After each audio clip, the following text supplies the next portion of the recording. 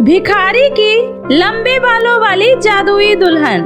एक समय की बात है, मोहनपुर गांव में किशन नाम का एक गरीब इंसान अपनी बूढ़ी माँ कौशल्या के साथ एक छोटी सी झोपड़ी में रहा करता था, क्योंकि कुछ साल पहले ही उसके पिता का देहांत हो जाता है और अपने पिता के जाने के बाद घर की सारी जिम्मेदारी किशन के कंधे पर आ जाती है और अपना घर चलाने और अपनी बीमार माँ का पेट पालने के लिए वह भी अपने पिता की तरह ही बाजार में दाल चावल की रेहड़ी लगाने लगता है। लेकिन किशन की गरीबी को देखकर उससे कोई भी दाल चावल खरीदना नहीं चाहता था। ऐसे ही एक दिन गांव की सेठानी बाजार से गुजर रही होती है। उसी समय किशन कहता है, सेठानी जी, बस एक बार मुझ गरीब का ये दाल चावल खाकर देखिए, आप अपनी उंगलियां चाटती रह जाएंगी। बस 20 रुपए किलो ही बेच रहा हूँ। मेरी बूढ़ी माँ ने कई दिनों से दवाइयाँ नहीं ली है और अगर मैंने उन्हें सही टाइम पे दवाइयाँ नहीं दी तो उनकी तबीयत और भी ज्यादा खराब हो जाएगी।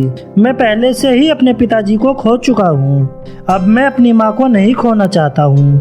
किशन के मन में अपने माँ के प्रति ऐसे भाव को देखकर सेठानी का दिल पिघल जाता है और वह ना चाहते हुए भी किशन से एक प्लेट दाल चावल खरीद लेती है और दाल चावल खाते ही सेठानी किशन से कहती है, अरे वाह, सच में मैंने आज तक कभी भी ऐसे दाल चावल नहीं खाए। तुम्हारे हाथों में तो सच में जादू है, जादू। ये लो, तुम 20 रुपए के बदले 50 रुपए रखो। इतना कहकर वह सेठानी किशन को 50 रुपए देकर वहाँ से चली जाती है। उसी समय किशन कहता है, आपका बहुत बहुत शुक्रिया भगवान। अब मैं इस 50 रुपए से अपनी माँ की कुछ दवाइयाँ खरीद लेता हूँ। माना कि इससे उनकी सारी दवाइयाँ नहीं आ सकती, लेकिन समय रहते मैं उनके लिए कुछ तो दवाइयाँ ला पाऊंगा। और ऐसे ही कई दिन और गुजर जाते हैं। किशन अपनी पूरी कड़ी मेहनत से अपना काम करता रहता है। उसी बीच किशन की रेहड़ी के बगल में विनोद नाम का एक घमंडी इंसान ने भी दाल चावल बेचने का काम शुरू कर दिया था और वह गरीब किशन को नीचा दिखाने का एक भी मौका नहीं छोड़ता था। ऐसे ही एक दिन, अरे क्या बात है किशन, मैंने सुना है कल लड़की वाले तुम्हें रिश्ते के लिए खुद मना करके चले गए। ऐसे तो तेरे नसीब में कोई लड़की नहीं आएगी, क्योंकि तुम जैसे गरीब को कोई सुंदर लड़की तो क्या, कोई लंगड़ी लूली लड़की भी नहीं पूछेगी, क्योंकि एक तो तू गरीब है और ऊपर से दाल चावल बेचने वाला। और तेरी वो टूटी फूटी झोपड़ी को देखकर कौन बाप भला अपनी लड़की से तुझसे शादी करवाएगा। विनोद की ये बातें सुनकर किशन के दिल को बहुत ठेस पहुंचती है और उसकी आंखों से आंसू छलकने लगता है। ऐसे ही कुछ देर बाद वह रेहड़ी लेकर अपने घर वापस जा रहा होता है तो वह खुद से ही कहता है, हे भगवान, मैं क्या करूं? इतनी कड़ी मेहनत के बाद भी मैं अपनी किस्मत को नहीं बदल पा रहा हूं। पता नहीं मैं अपनी इस गरीबी को कभी दूर कर पाऊंगा या भी नहीं। इतना कहते हुए किशन अपने घर पहुंच जाता है और बचे हुए दाल चावल को वो अपनी माँ को खिला देता है और खुद भी वही खाकर सो जाता है। ऐसे ही कुछ समय और गुजर जाता है। ऐसे ही एक दिन जब किशन अपनी दाल चावल की रेहड़ी लेकर घर वापस आ रहा होता है, उसी समय भूख से बिलखती हुई एक भिखारन फटे पुराने कपड़े पहने हुए किशन की रेहड़ी के सामने आकर खड़ी हो जाती है और उससे कहती है, मुझ भिखारन पर थोड़ा सा तरस खाओ। मैंने कई दिनों से कुछ नहीं खाया है, कृपया करके मुझे कुछ खाने के लिए दे दो। अरे तुम्हारे कपड़े तो बहुत ज्यादा गंदे और फटे हुए हैं। तुम ऐसा करो, तुम मेरे साथ मेरे घर चलो, मेरी माँ तुम्हारी कुछ मदद कर देगी। इतना कहकर किशन उस भिखारन को अपने साथ लेकर घर चला जाता है, जहाँ कौशल्या उसे अपनी एक साड़ी और खाने के लिए बचे हुए दाल चावल देती है।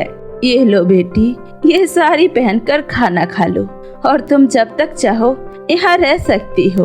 और ऐसे ही दिन गुजरते रहते हैं और वह भिखारन किशन की गैर मौजूदगी में उसके घर का सारा काम काज संभाल लेती है और कौशल्या की भी काफी अच्छे से देखभाल करती है।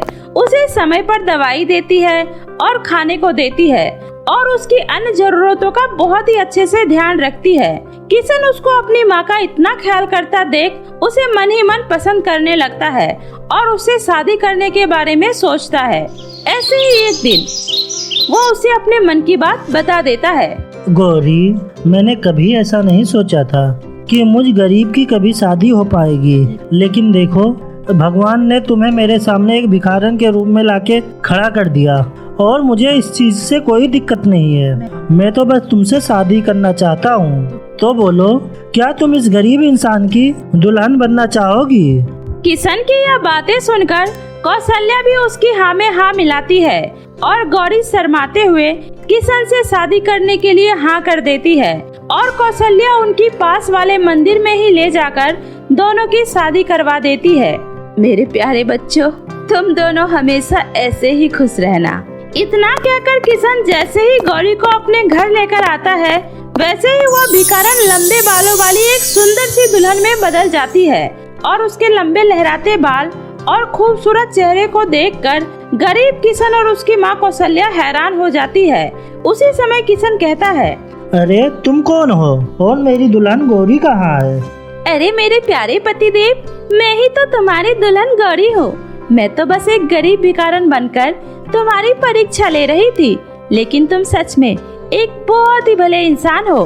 दरअसल मैं एक जादुई लंबे बालों वाली दुल्हन हूँ और मुझे एक ऐसे हमसफर की तलाश थी जो मुझे मेरे जादू और मेरी खूबसूरती से नहीं बल्कि मेरे मन और मेरी सादगी से प्यार करे और तुम उनमें से एक हो। लेकिन मैं ये कैसे मान लूं कि तुम एक जादुई दुल्हन हो? किशन की ये बातें सुनकर वह जादुई दुल्हन खिलखिलाकर हंसते हुए जैसे ही ताली बजाती है, उसी समय किशन की टूटी फूटी झोपड़ी एक सुंदर सी महल में बदल जाती है।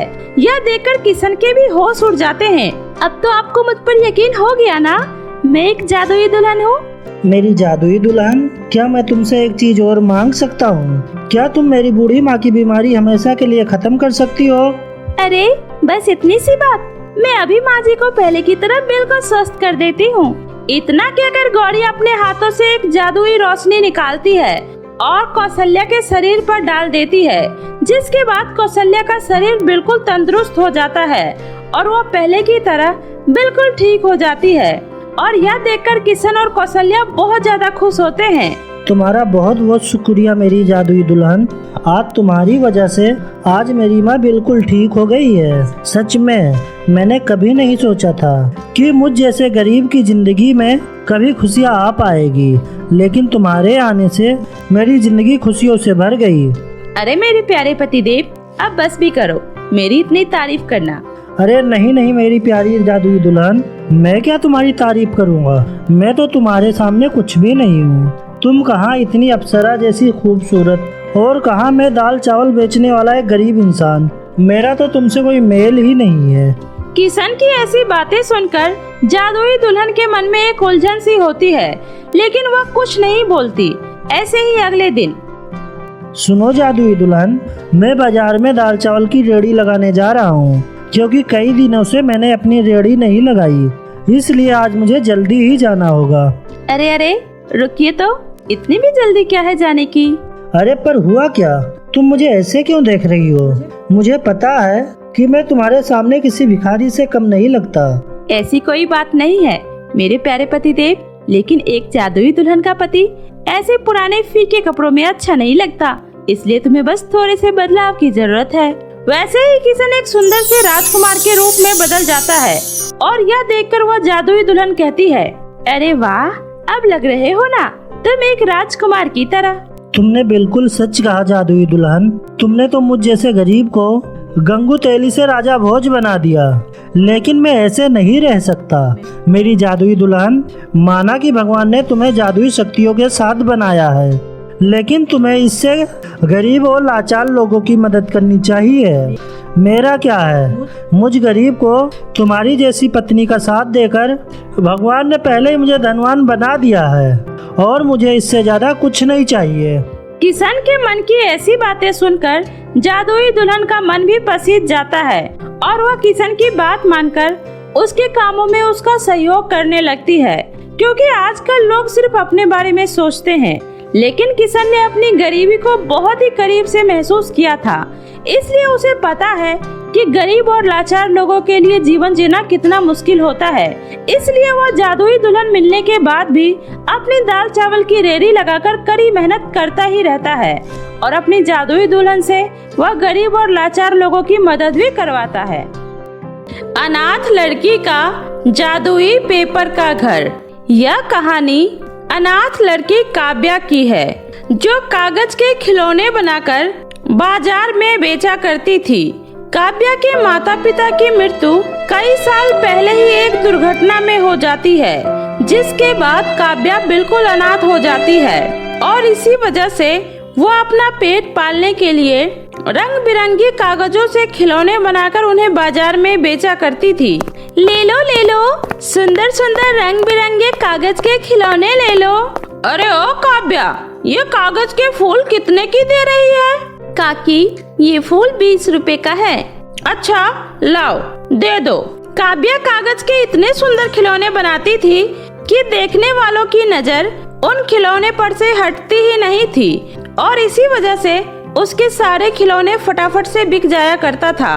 चलो, आज भी मेरे सारे खिलौने बिक गए, अब मैं घर चलती हूँ। ऐसे ही फिर एक दिन काव्या बाजार में खड़ी होकर अपने खिलौने बेच रही होती है कि उसी समय उसके सामने एक बड़ी सी गाड़ी आकर खड़ी हो जाती है, जिसमें से 2 अमीर औरतें बाहर निकलती है और काव्या से कहती है, देखो हम लोग यहाँ तुमसे एक बात करने आए हैं। हम लोगों का कागज के खिलौने का एक बहुत बड़ा कारोबार है और मैंने सुना है इस गांव में बहुत सारी महिलाएं कागज के खिलौने बनाती है, इसलिए हम आपके गांव में एक कागज के खिलौने बनाने वाली प्रतियोगिता रखने वाले हैं, जिसमें जो भी महिला प्रथम आएगी उसे हम 2 लाख रुपए इनाम देंगे और उसके बनाए हुए खिलौने को हम बड़े शहरों में बेचेंगे।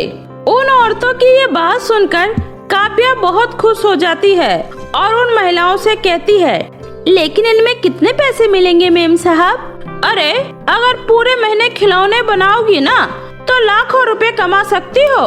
उन औरतों की ये बातें सुनकर काव्या के बगल में खड़ी काजल नाम की एक औरत, जो कि दिव्या की तरह ही कागज के खिलौने बनाकर बेचा करती थी, वह उन औरतों की लाखों रुपए की बात सुनकर अपने मन में कहती है, अरे अब तो लाखों रुपए की कमाई मेरी ही होगी और इसमें मेरी मदद करेगा मेरा पहलवान पति। काजल का पति उस गांव में सबसे पहलवान व्यक्ति था।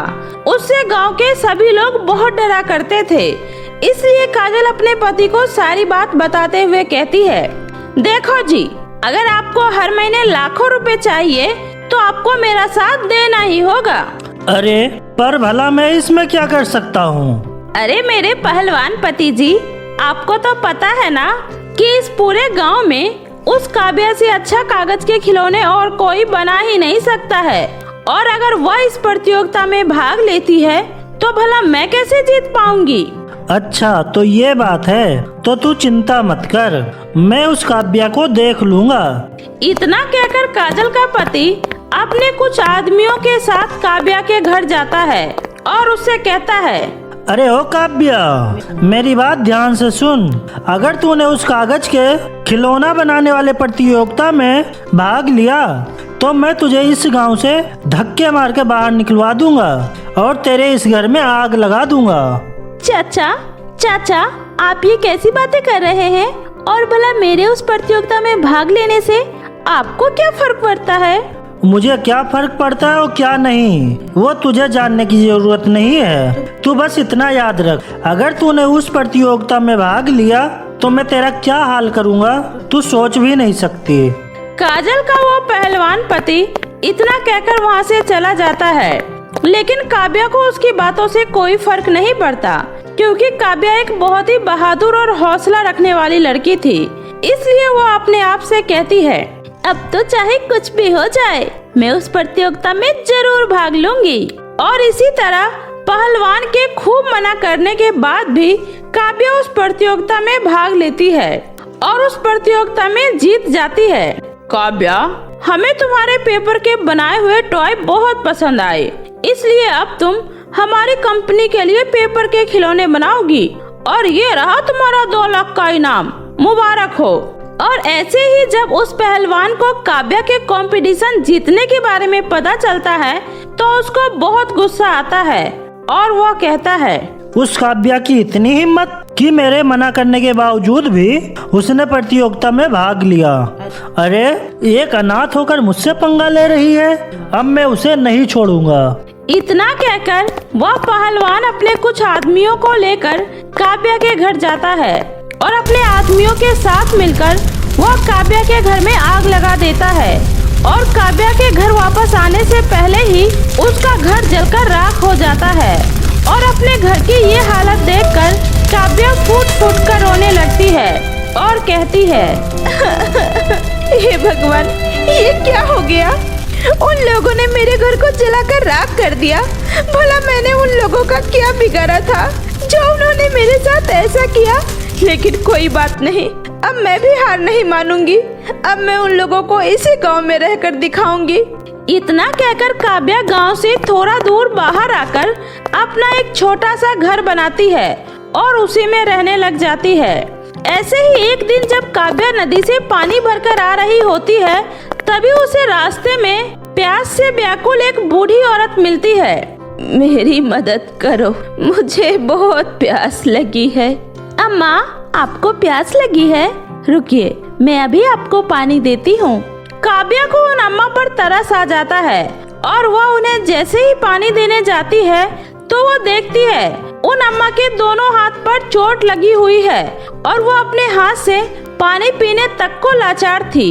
यह देखकर काव्या उन्हें अपने हाथों से पानी पिलाती है और पानी पीते ही वह बूढ़ी औरत एक परी में बदल जाती है और काव्या से कहती है, काव्या, मैं एक परी हूँ और मैं तुम्हारे बारे में सब कुछ जानती हूँ, इसलिए मैं तो बस तुम्हारे इंसानियत की परीक्षा ले रही थी। तुमने उस बूढ़ी लाचार औरत को अपने हाथों से पानी पिलाया और उसकी मदद की, वह मुझे बहुत ही अच्छा लगा। इसलिए मैं तुम्हें कुछ ऐसी शक्ति देना चाहती हूँ जिससे तुम पेपर के खिलौने बनाते समय जो कुछ भी सोचोगी वह पेपर वैसा ही बन जाएगा। इतना कहकर वह परी वहाँ से गायब हो जाती है और काव्या खुश होकर इधर उधर से ढेर सारे पेपर इकट्ठा करने लगती है और दिन रात लगकर कागज का एक आलीशान घर बनाकर तैयार कर देती है, जो कि दिखने में बहुत ही ज्यादा सुंदर होता है। और काव्या उस पेपर के ऊपर हाथ रखकर मन ही मन सोचती है, हे जादुई पेपर के घर, तुम एक दीवार की तरह मजबूत बन जाना जिसे कोई भी आंधी तूफान हिला न सके। काव्या के इतना कहते ही वह कागज का घर लोहे के जैसे मजबूत हो जाता है और उस जादुई कागज के घर को जो कोई भी देखता है वह हैरान हो जाता है। ऐसे ही एक दिन उस गांव में बहुत ही भयंकर बाढ़ आ जाती है, जिसकी वजह से गांव के सारे घर पानी में डूब जाते हैं और गांव के लोग अपना घर छोड़कर इधर उधर भागने लगते हैं। लेकिन वही काव्या का जादुई कागज का घर बाढ़ के पानी में भी शान से खड़ा होता है। तभी काजल अपने पति से कहती है, सुनिए, जल्दी कुछ करिए वरना हम लोग इस बाढ़ के पानी में डूब जाएंगे। अरे पूरे गांव में बस उस काव्या का ही घर है जहां हम लोग सुरक्षित रह सकते हैं। इतना कहकर काजल अपने पति के साथ जैसे तैसे करके काव्या के घर पहुंच जाती है और उससे माफी मांगती है। लेकिन काव्या के मन में कोई भी करवाहट नहीं होती है, इसलिए वह उन लोगों को माफ कर देती है और अपने घर में उन्हें रहने के लिए जगह दे देती है। और जब कुछ दिनों में सब कुछ ठीक हो जाता है तो काजल का पति उससे कहता है, तुम्हारा बहुत बहुत शुक्रिया काव्या, आज हम तुम्हारे इस घर की वजह से यहाँ जिंदा खड़े हैं। अगर गांव में हर किसी के पास तुम्हारे जैसा पेपर का घर हो तो हर कोई बाढ़ में सुरक्षित रह सकता है। तो क्या तुम हम लोगों के लिए भी ऐसे ही कागज के घर बना सकती हो? इसमें जो भी खर्चा होगा वो मैं दूंगा। ये सुनकर काव्या बहुत ही खुश हो जाती है और फिर सब लोग मिलकर पेपर का घर बनाने में काव्या की मदद करने लग जाते हैं। और कुछ ही दिनों में उस गांव में सबके जादुई पेपर के घर बनकर तैयार हो जाते हैं और उस दिन के बाद से उस गांव में कोई भी बेघर नहीं होता और हर कोई पहले की तरह हंसी खुशी रहने लगता है। तो मेरे प्यारे दोस्तों, कैसी लगी आपको मेरी ये कहानी, मुझे कमेंट करके जरूर बताएं। कहानी अच्छी लगी हो तो इसे अपने दोस्तों के साथ भी शेयर करें। और हाँ दोस्तों, अगर आपने अब तक मेरे चैनल जादुई टीवी को सब्सक्राइब नहीं किया है तो जल्दी से नीचे लाल बटन दबाकर अभी सब्सक्राइब कर ले। तो मिलती हूँ ऐसे ही फिर किसी नई मजेदार जादुई कहानी के साथ। तब तक अपना ध्यान रखें। बाय बाय दोस्तों।